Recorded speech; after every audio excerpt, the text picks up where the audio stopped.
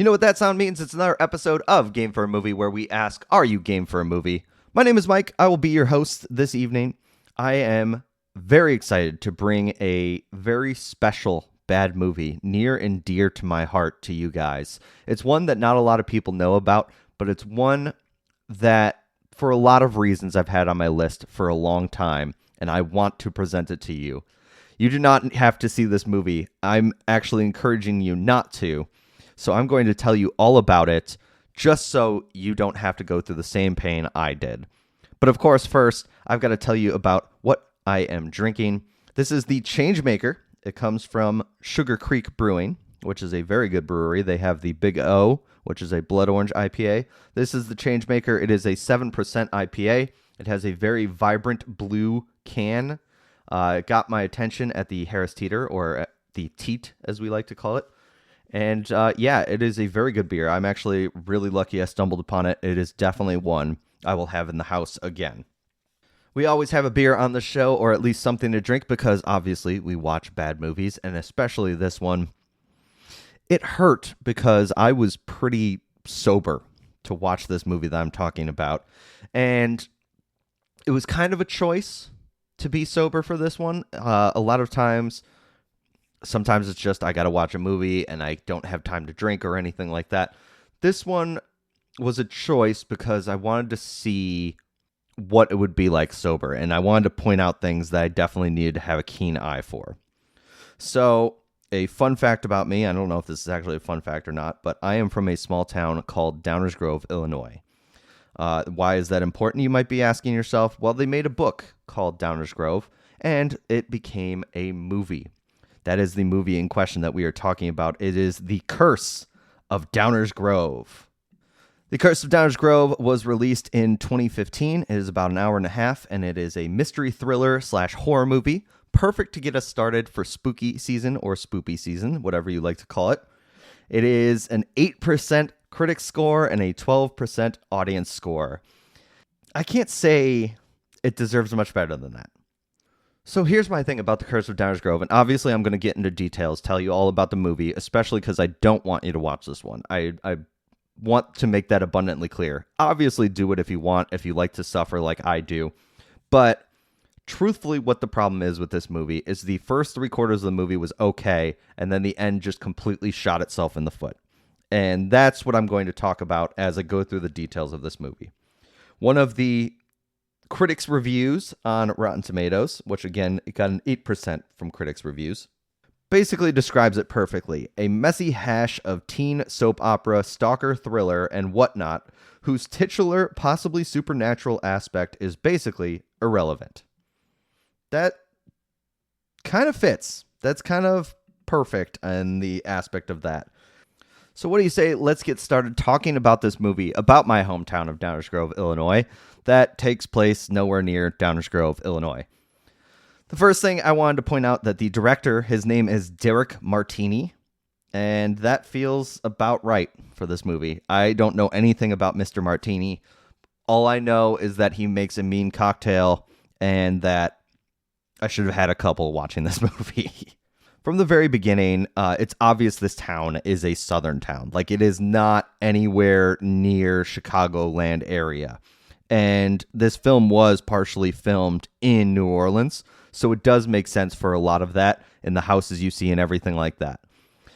And you got to remember that I grew up about 40 minutes from Chicago. We are very much like an affluent suburb of Chicago. We have a pretty decent population, not nearly as much as our neighbors, Naperville, if you've heard of that, but very much the same kind of people, except for Naperville's a little more snooty, is what I would say.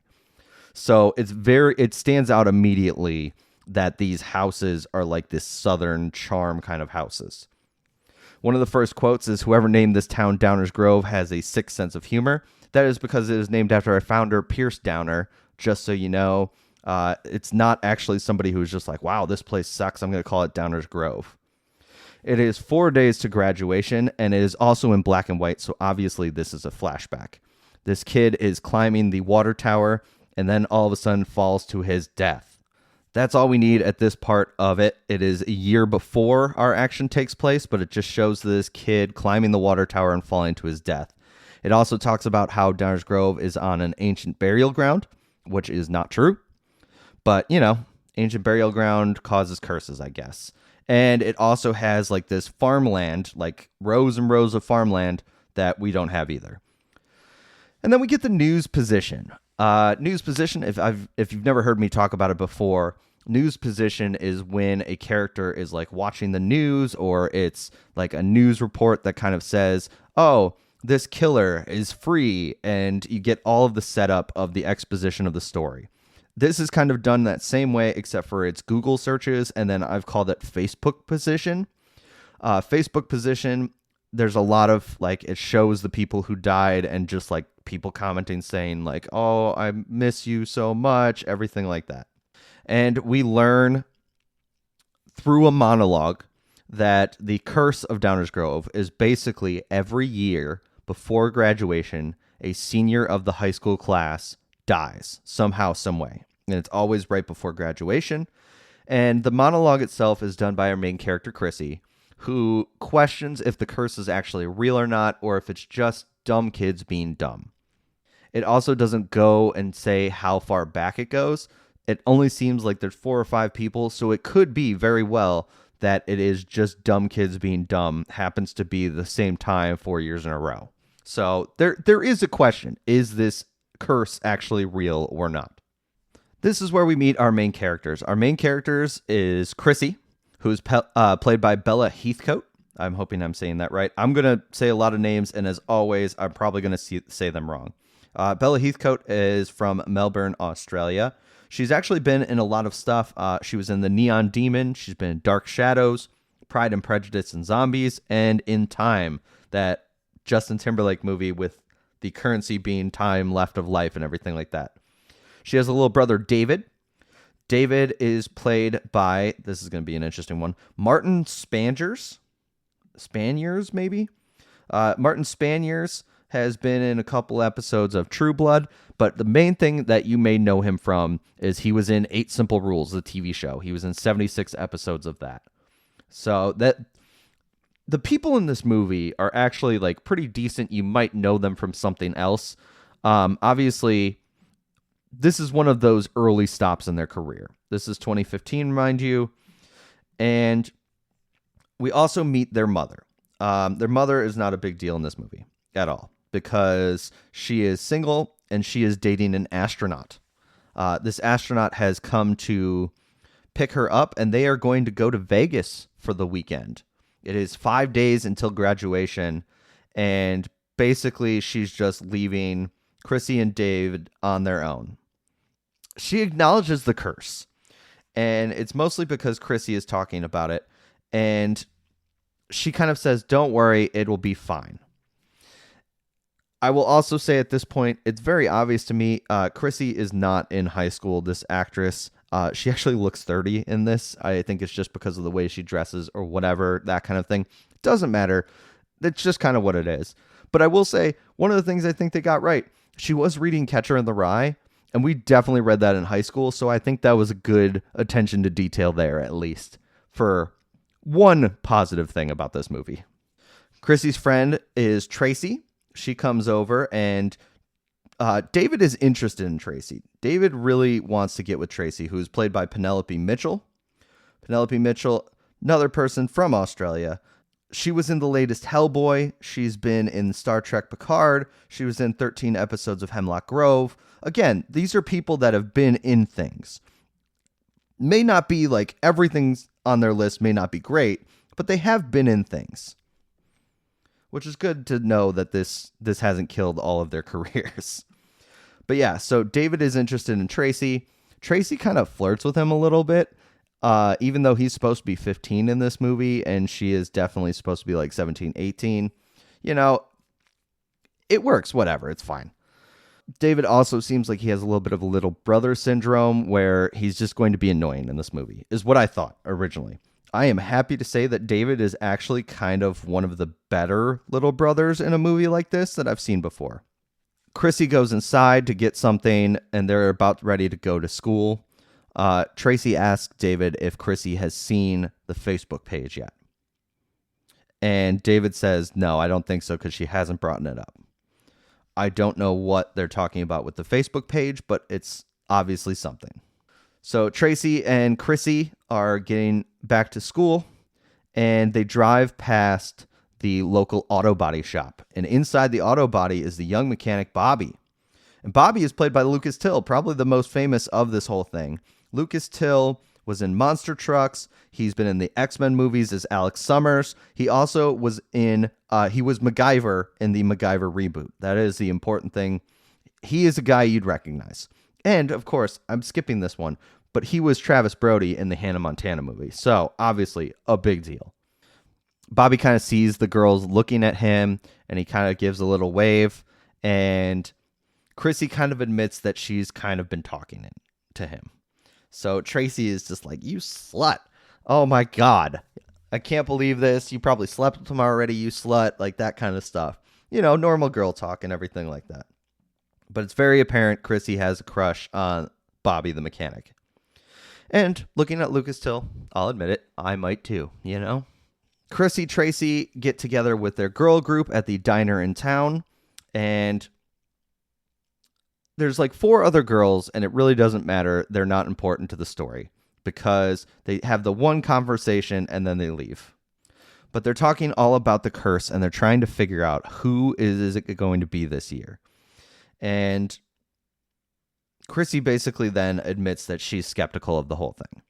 And Tracy is just like, you can't be skeptical. Like, this is totally true, and it's probably going to be somebody of this group because we're the popular ones. We're the popular girls, everything like that. They're talking about how last year, though, basically Chrissy was saying last year's accident was blamed on him being a meth head. Basically, that's enough proof for her. She's just like, well, he did meth, so it obviously was just an accident, that kind of thing. And they're saying, no, God has like this curse set out for people and everything like that.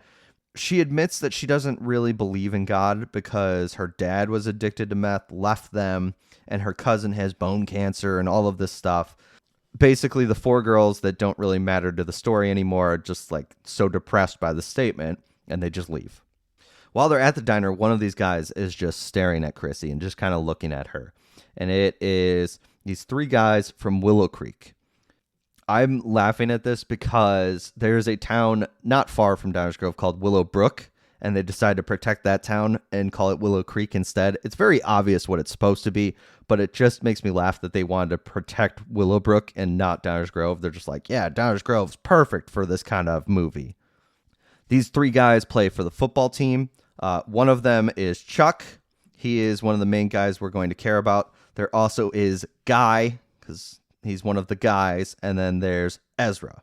Ezra doesn't really get introduced at all, but Ezra is there as well.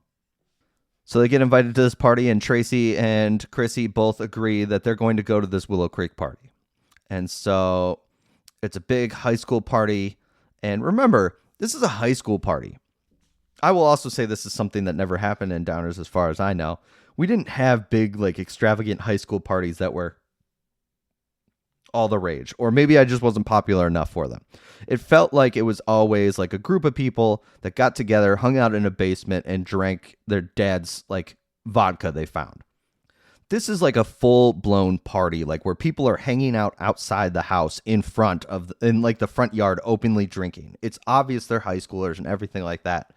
I also love at this point that as they're walking into the party, all of the liquor is labelless, like there's nothing on it because obviously they didn't get the rights to it or whatever it was. It's just labelless liquor, but it's very obvious bottles like, hey, who wants some rum? And it's very obvious like a Captain Morgan bottle, but there's no label on it. So that definitely made me laugh. Chuck, the quarterback for the Willow Creek football team, he's played by Kevin Zegers. Kevin Zegers, again, another person that you'd recognize from some other things. He was in 10 episodes of Gossip Girl as Damien. He was in the 2004 Dawn of the Dead. He has been in 22 episodes of The Rookie Feds, and then 3 episodes of The Rookie, you know, just because The Rookie Feds got canceled and everything like that. He was in 6 episodes of Fear the Walking Dead. Again, he's been in a bunch of stuff that you're just like, okay, I may recognize him from something. And he was also in, I forgot about this one, the Mortal Instruments, City of Bones. That's probably one of the more well-known things besides like Gossip Girl and stuff like that. So he plays Chuck. He's the quarterback, and he is doing like 14 lines of cocaine. Like they keep showing him, they keep showing the interspersed shots of the girls slamming some shots and Chuck doing like lines of coke. Like every shot was a line of coke. It was like one for one. I'll also say that Chuck looked 40 compared to some of the other like extras. It seemed like the extras they actually got looked like high schoolers. And then our main characters are not high schoolers, so they just look older by comparison in this situation. It's not that Chuck looks 40 on his own. Chuck looks 40 compared to these high schoolers that I think they got as extras, which they also probably only had like 15 extras because I think it's the same 5 people that you see every now and then. So Chrissy tells Tracy, because Tracy is about to go get more drinks, Chrissy's just like, I'm going to go to the bathroom. Well, coming out of the bathroom at the same time is Chuck. And Chuck kind of like feels this electricity and starts making out with her immediately. And she's kind of like okay with it. They also have like these shots of like it's like cross shot thoughts kind of thing. I don't know exactly what happens, but it feels like she's like seeing the future or something or seeing the past. Like it's a little bit of everything. Like all of a sudden she just starts doing it. And then Chuck starts getting really handsy. And so Chrissy is trying to get away because she's like, stop, stop, stop. And finally, Chuck basically is trying to force himself on her. And she's like, stop. And finally, she sticks her thumb in his eye and blinds him and like pushes through and just absolutely blinds his one eye. And as he's howling in pain, she runs away. She calls Tracy to get out of there. And luckily, Tracy listens and picks her up in the car. And Chrissy says, you're fine. Or Tracy says, you're fine, you're fine. And she goes, I just poked some guy's fucking eye out. It's far from fine. So that was just a line I thought was pretty funny because it's not a very good read. All of these lines are very melodramatic reads and everything like that. I think it's just, I don't think it's the actors. I really don't because, like I said, all of these people have been in a ton of other stuff. But because this writing is so like ham-fisted, I feel like the lines are kind of read like a little wooden. And it's just more so because the lines are written poorly, not because the actual acting is bad. So they begin getting chased by the Willow Creek boys, like they're trying to catch up with them. And Chrissy chucks something outside the window at their car to run them off the road, and they can get away. The next scene, Chuck is seeing his dad. And his dad is played by Tom Arnold. And I'm not joking, it's that Tom Arnold. Like, and I was kind of, oh God. I can't stand Tom Arnold.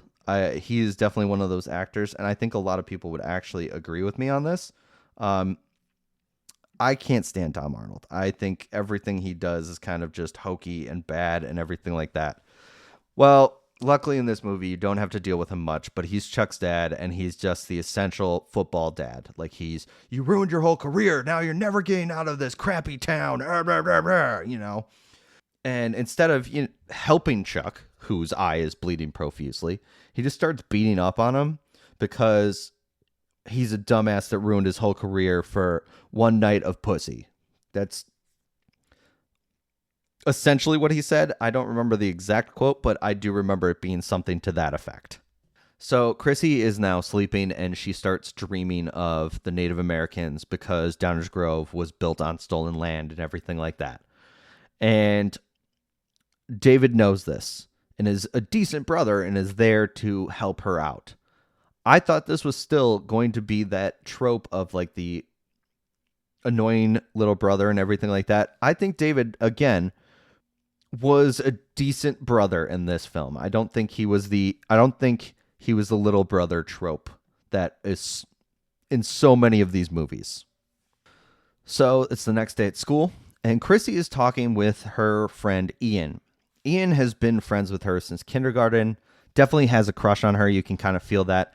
And they went to prom together as friends, and she got drunk and kissed him. So there's a little unrequited love there, but they're like talking about what happened, and Ian's trying to make her feel better. He also laughs like Jonah Hill from War Dogs. So he's an interesting character. He's a very weird character. He's played by Mark L. Young. Mark L. Young has been in Sex Drive, We're the Millers, Movie 43. Two of those three, meh. One of those three, pretty damn good. So, that's him. That's Ian. So Chuck shows up to the school and he's wearing an eye patch. And Chrissy says to Ian that she's going to handle it. And David also sees what's happening and comes up and joins Ian to kind of keep an eye on the whole situation. Basically, Chuck blames her for everything. She ruined his life, everything like that. And Chrissy's just like, you tried to rape me. And he goes, I didn't try to rape you. I remember it completely differently. Well, David steps in between, asks for a ride from Ian, and David's basically just trying to get Chrissy out of that situation, everything like that.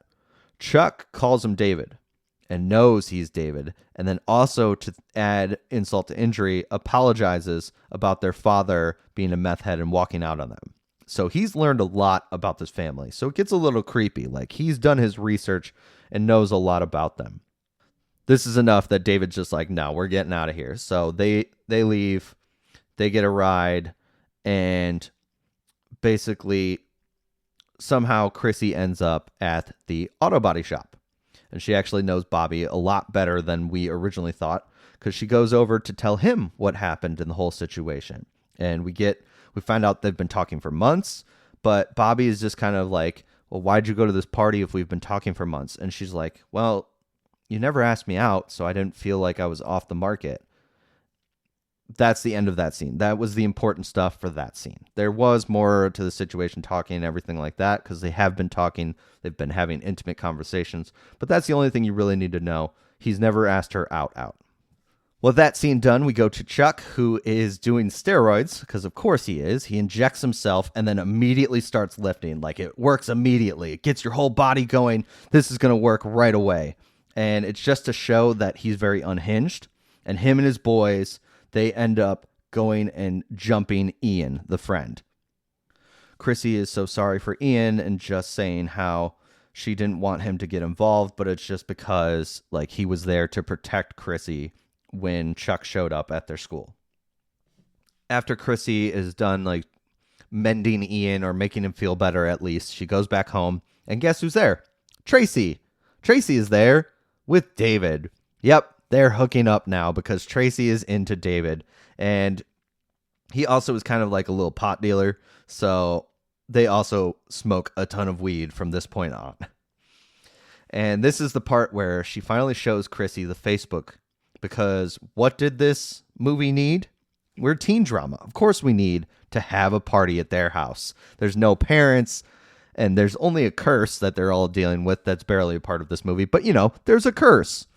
And Chrissy loses it. She's so mad. She's just like, no, we can't have this party, especially not with this whole Chuck thing. Cancel the party. Make sure it's canceled. Don't let this happen. Everything like that. So David and Tracy are like, we'll try. Then the doorbell rings after that. And who's at the door? It's Bobby. Bobby shows up after this big announcement of the party and finally asks Chrissy out. Great. This is awesome. So they're going to go on a date. So for their date, they go to basically the teen cliche of a lookout point that's on a mountain above the city looking out and everything like that. There's a big CGI star sky, and they're talking about the curse and everything like that. One of the things I wanted to get into on this was that there's really nowhere in Illinois that's like that.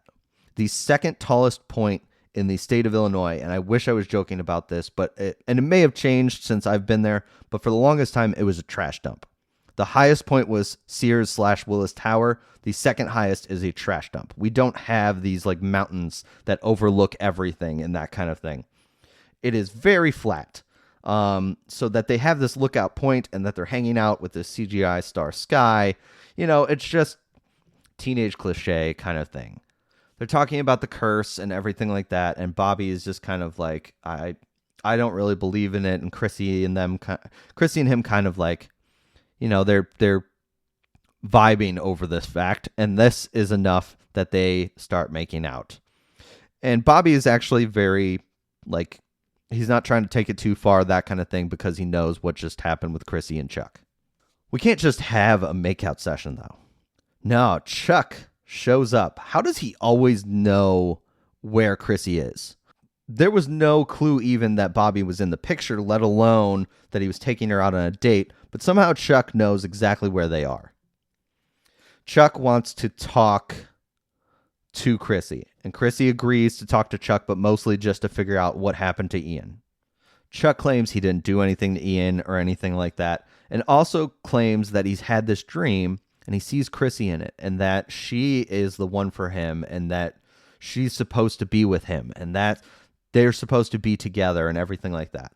Basically, Chrissy tells him to stay away, hops into Bobby's car, they drive away. And they go to the police to try to report him for the rape, also that he is following them. Problem is, they aren't going to do anything about it. And you're probably thinking to yourself, why?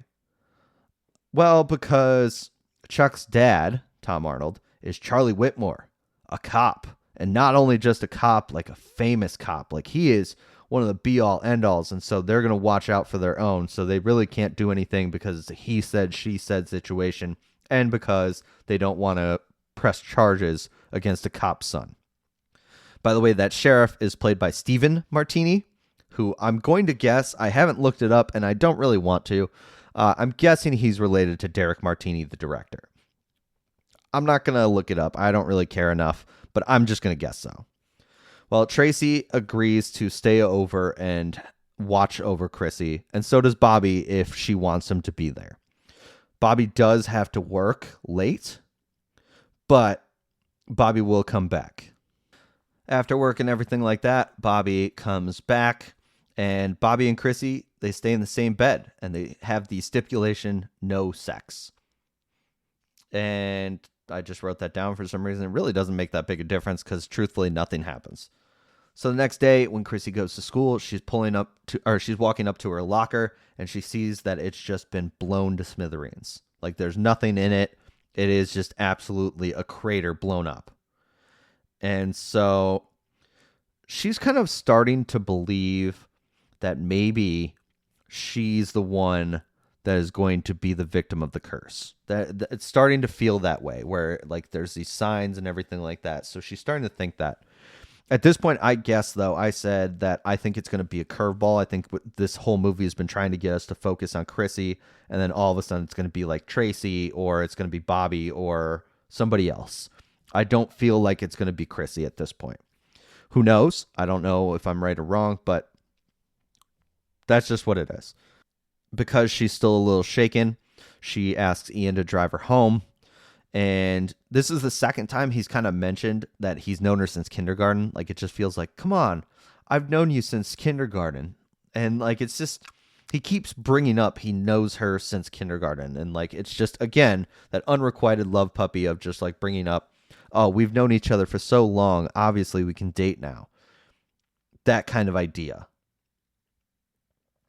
Well, she finally starts like, she basically is just like, Bobby, we started dating, and the rest on my mind is PMS, and just walks into the house and away from Ian.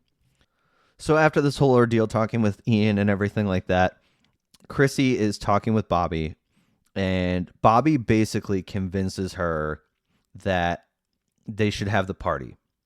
And it's mostly because there's going to be witnesses. Like, they'll stay sober, but they feel like if Chuck does something, he'll probably do it at the party if he knows the party's happening, and there'll be people to see it, and then they can handle him and get the police there. David is like happy about it and was talking about, and basically this sets up one of my favorite exchanges in the whole movie. And I don't know what exactly it was, but Bobby does something to Chrissy that like makes David really like him. And David goes, your boyfriend is red. Chrissy goes, your girlfriend's a slut. I don't know why that's funny, but it just makes me laugh. Bobby that night, because it's before the party still. It's a different night. Bobby is working at 3 a.m. at the garage, what garage is open that late? Whatever. So she's alone besides Tracy and David. And they all get woken up in the middle of the night by dog barks. So they're worried about their dog. They go outside and their dog is fine. And he like comes in immediately and everything like that. But like every other dog that's in the neighborhood is dead on their lawn.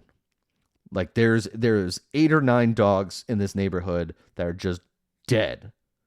And again, it feels like to Chrissy that maybe this curse is real. Maybe this is a sign, everything like that. So I feel like dead dogs is a perfect spot to take a break. Not a perfect spot, but the best spot I can do. So I'm going to give a shout out to our friends that got it correctly.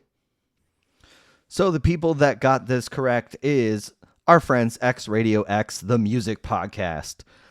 They have one before on the show. If you've not checked them out yet, why haven't you? Come on, get on it. You can find them on Twitter /X/whatever the fuck we're calling it, at XRadioX1. Basically, they want you to know that they are radio nerds who talk about all things music and radio. It is Jason, Matt. They are great guys, and we are absolutely very happy that they were able to guess it again. So Jason, Matt from the X Radio X podcast, creators of Radio X News, the show, and former hosts of All Request Saturday Night, Thrash and Trash Tuesdays, and more. You can find them, as I said before, at X Radio X1 on X. That's funny enough that that's what it is. So literally putting the X in X. X Radio X podcast, Jason, Matt. Thank you guys very much for playing. Matt always is guessing along with this one, and he was the first one to guess the Curse of Downers Grove, which I'm actually kind of surprised that anybody guessed this one. Like I said, this is important to me. It's not important to a lot of other people because it's just not that big a movie. After the whole dead dogs thing, yes, that is still a thing that happened. Chuck and his boys wearing balaclavas show up, and basically they are there to threaten Bobby. And Bobby is definitely like a force to be reckoned with. He's definitely the most in shape out of these guys, besides maybe Chuck. Chuck and him, it's a little bit more fair. And Bobby's just kind of like, stay away from Chrissy. This is not okay. Like, you've taken it too far. Chuck is just like, she's the one who took it too far. She's the one who ruined my life. And the entire time he's wearing this eye patch, and I keep thinking Pirate Chuck. But Chuck wants to fight Bobby like men do, where it's no weapons or anything like that, and it's just the two of them. And Bobby really has the upper hand. Like, he is crushing Chuck. But all of a sudden, it is also an incredibly dumb fight.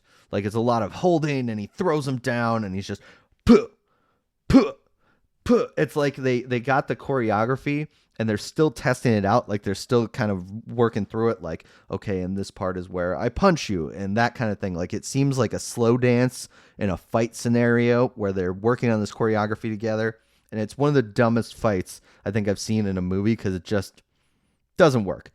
But Chuck cheats and gets the upper hand on Bobby and breaks a couple of his ribs. And then his boys start kicking him too. So one of the biggest allies for Chrissy is going to be dealing with broken bones now. And then it goes to Chuck and his boys. They got back, and now they're snorting a bunch of cocaine, and they're ready. Basically, Chuck makes this decision because Chrissy took his life. Chuck's going to take hers. And like the boys are, oh, yeah, and everything like that. And one of them's just like, I'm going to fuck her friend and her faggot brother too. Wait, what? What'd you just say? I have that as an exact quote too. This is not words that I made up or anything like that. This is exactly what he said. I'm going to fuck her friend and her faggot brother too. This is a weird way to find out you're bi, dude. Like, this is really weird, but okay, whatever. And so after sniffing cocaine or snorting cocaine and deciding that they're going to do this, they also confront Dave and Tracy at the store. Downers Grove's not a big town, but it's also not a very small town. Like, there's two sides to it. There's two different high schools, everything like that. Obviously, in this movie, they've made it so it's just one high school and that it seems like this small-ass town and everything like that. Dave is really, like, Chuck is easily able to find these people wherever they are at all times of the day and everything like that. So they confront David and Tracy, and David's just like, Tracy, get in the car and lock yourself in the car and don't open the door. Do not open the door. Basically, they're yelling at Tracy while they all hold David down and they break his arm. This is the part where I say that I like David. And usually I hate little brothers, but in this movie, he didn't give up Chrissy. He protected Tracy, and he's still throwing a fucking party, even though there's a curse and this stupid guy following his sister. Like, this dude, okay, he's got a good head on his shoulders. Look at him. So David now has a broken arm. The cops who are in the hospital with him, by the way, nobody called the parents or anything like that, but whatever. The cops who are inside the room, and even though David can identify them, still aren't going to do anything about it because he can't tell exactly who they were because they were all wearing masks.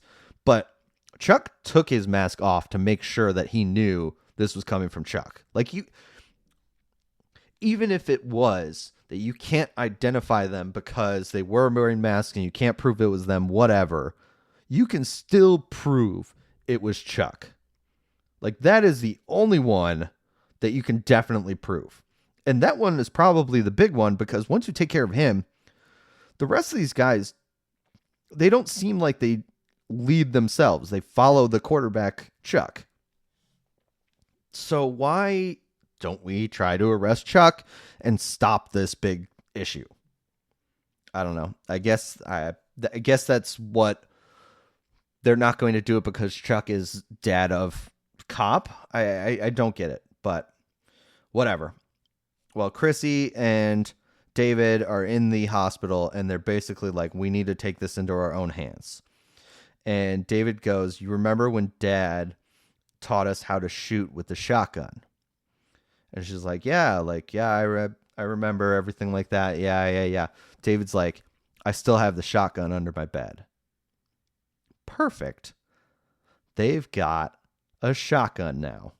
And so it's a montage of Chrissy messing with the dad's shotgun and learning how to shoot it right, even though she was taught by her dad. So it didn't take much to work on that and everything.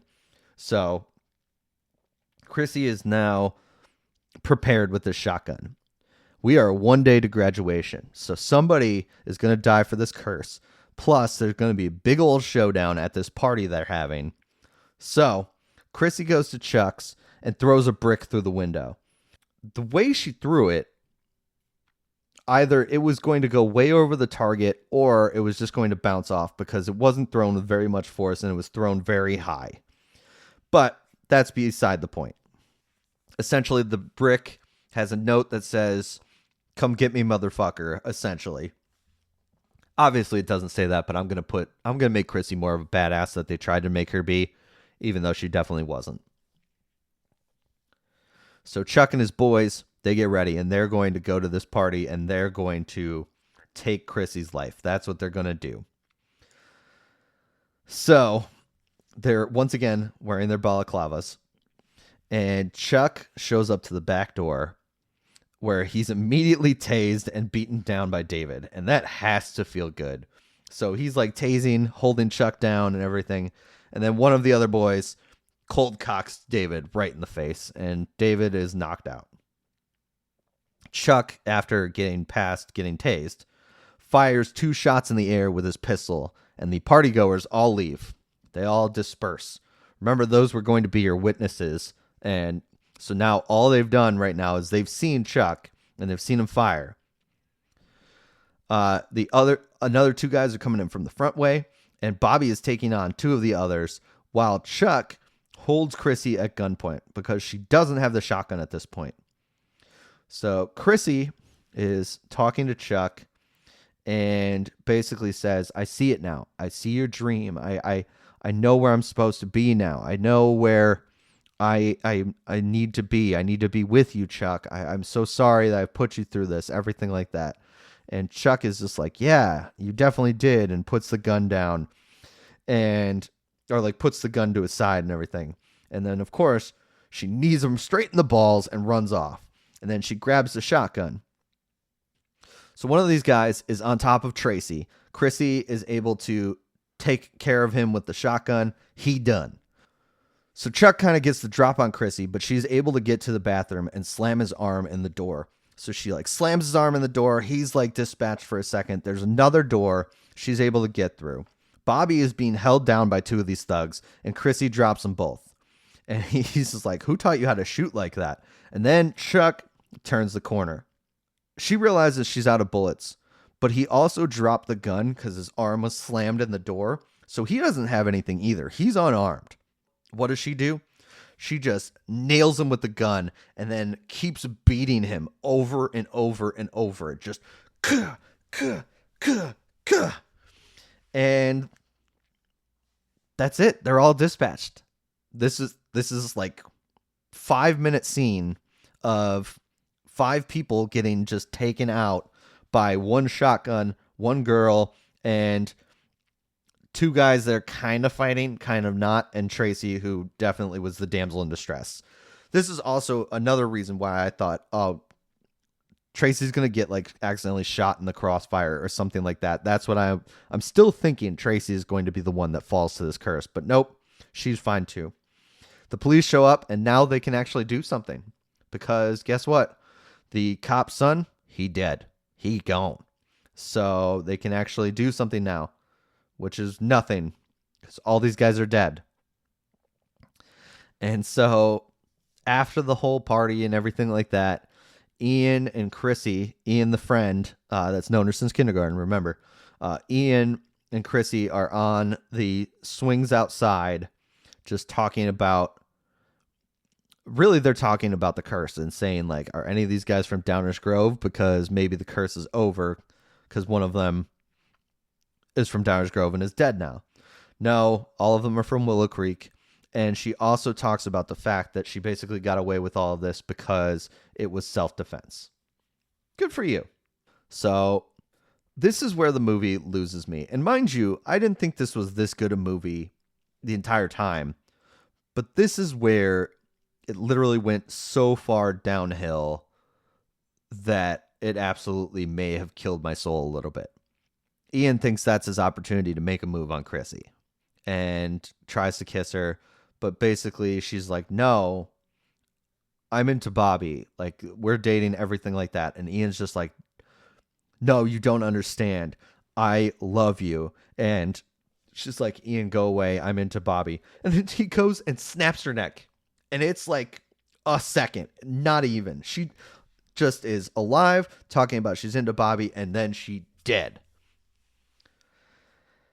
And it shows us that Ian is the one that blew up her locker. Ian is the one that killed all these dogs and left it on her front yard because he wanted to make it seem like Bobby was the one that was going to kill her and that the curse was real. And the closing monologue, by the way, he was able to run away, and even though the police are on site dealing with the aftermath, there's still police sirens and everything. He's able to walk away just fine because nobody's looking at him. And so the closing monologue is just like, I guess the curse is real. What? And that's the end of the movie. And then they tease it like a sequel is coming, like what's going to happen next year. I'm in pain from this movie. It is not as bad as a lot of other movies I've watched. The last one, especially, The Crow Wicked Prayer, is definitely like the worst movie I've seen. This one was just okay. It was like mediocre. It was bad, but it was like okay bad. And then completely out of nowhere, it never deserved this twist. It never set up for it. Ian is on screen for maybe 5 minutes total of this entire hour-and-a-half movie. And all of a sudden, he just dispatches our heroine because he loves her. And if, like, I can't have you, no one will, like, that's the reasoning. That's what it is. And that's not a curse. Because, like, the curse before was all these people, I mean, like, the one kid crawling on the top of the water tower and falling off. Yeah, that's dumb. But it's an accident. And that's what a curse is. It's not like a person getting killed by another person is a curse. If he was taken over, maybe, okay, if that's your argument, but he wasn't taken over by anything. This was I won't say sane man, but this is a person who decided that if I can't have you, no one will, and I killed you. And now he can just blame it on the curse. While all these cops are there, there's got to be some kind of DNA evidence because it's not like he was wearing gloves or anything. He had his fingers on her and like twisted her neck, snapped it quickly. And we see her funeral and he's there, not in handcuffs. He's obviously like still free. I just don't get that. I don't get that. That is not a curse in my mind. And that is a lot of what goes wrong with this movie for the most part. It is not a curse movie. It is a teenage drama home invasion movie. I think that is more so what it is. And the fact that you call it a curse just because you think it's a curse like this, that's not a curse. It's not. I That would be like saying somebody like Jeffrey Dahmer is a curse. I get it if you say something like he was possessed or something like that. He was possessed by the curse. Okay, yeah, that's something. No, they never even alluded to that. This is just a man who decided to kill this girl for no reason. And then they just chalk it up to, well, it's the curse of Downers Grove. Wah, wah. So all that work that Chrissy had to go through, all of the people she had to take out, and she dies at the hand of a guy she knew since kindergarten because he couldn't handle his unrequited love. Like I said, this movie was okay bad. It's not a good movie. I'm not asking anybody to watch this movie. I actually encourage you not to watch this movie. But that ending that they just tacked on at the end,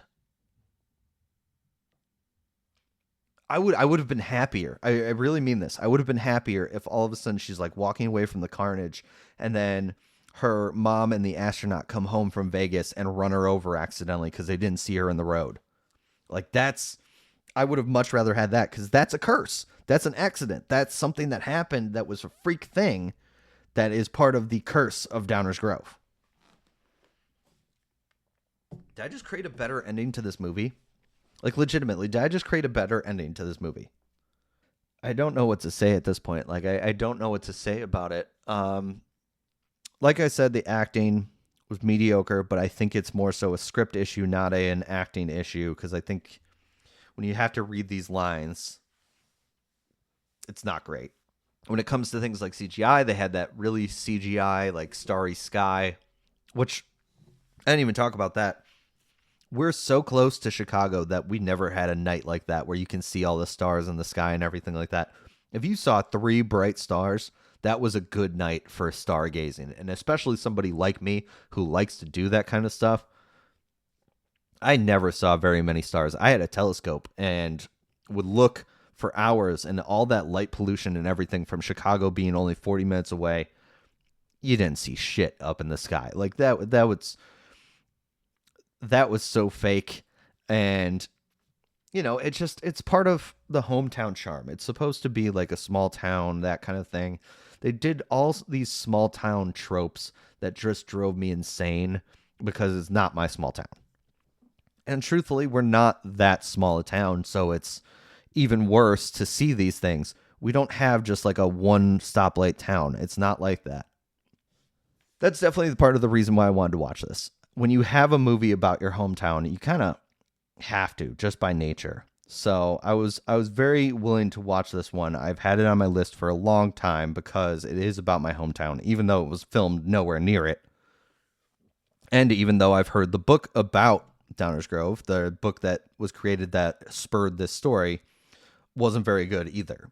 So, I mean, it's just what it is. That is the curse of Downers Grove, which is not a real curse. I don't think I never knew a senior that died once a year in my classes. Maybe I'm wrong. Maybe it's the other class. I don't know. Because there was another high school in that town. So maybe it was the Northside High School. What to give this movie? That is the question. What to give this movie? Because truthfully, like I said, it was okay bad. I I think I want to give it out of 5 a 0.75. Like I want to give it a little more than half a star because for the most part, it didn't keep me entertained, but it didn't lose my attention is what I'll say. So 0.75 cursed Facebook posts out of 5. 0.75 Facebook posts. That's interesting. They gave up 3/4 of the way through on this post. Just overall, because I can't stand that it's my town, but it's really not my town, and all of the things they did to change it. We're not a farming town. We're not really we don't look like the southern town that was definitely used as inspiration for the filming. And we don't have big old parties like that. It was a lot more basement things where you just like stole a bottle of vodka from your parents and just drank it all together and passed out, or threw up and then passed out. So as far as I know, again, I guess I wasn't popular enough for the popular parties. So maybe that is what it was like with the popular kids and everything like that. I was popular enough and I didn't drink. So I don't think I missed any parties that were like, oh, we're going to party outside, out front, drinking in front of cops, and it'd be just fine. That is The Curse of Downers Grove. It is the first episode of our spooky season, whatever you want to call it. I am trying to get, because there's 5 weeks this October, I'm trying to get 5 done.